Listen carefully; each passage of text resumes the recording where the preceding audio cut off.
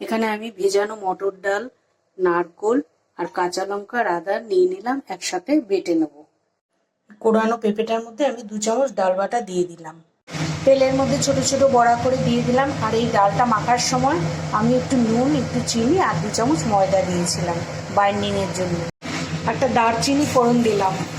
এবার ছোট একটা আলু কেটে রেখেছিলাম, সেটা দিয়ে দিলাম। একটু নুন দিলাম, অল্প একটু হলুদ দিলাম, অল্প একটু জিরে দিলাম, ছোট চামচে 1/2 চামচ মৌরি দিলাম, অল্প একটু ধনের গুঁড়ো দিলাম, অল্প একটু আদা বাটা দিলাম। এবার ডাল বাটার জলটা দিয়ে দিলাম। একটা কাঁচা লঙ্কা দিলাম, একটু গোলমরিচের গুঁড়ো দিলাম, অল্প একটু চিনি দিলাম, একটা তেজপাতা দিলাম। এবার আমি ভেজে রাখা বড়াগুলো দিয়ে দিলাম। তরকারিটা হয়ে গেছে, আমি নামানোর আগে একটু ঘি দিয়ে দিলাম। পেঁপে দিয়ে বড়ার তরকারি খেতে খুব সুন্দর হয়।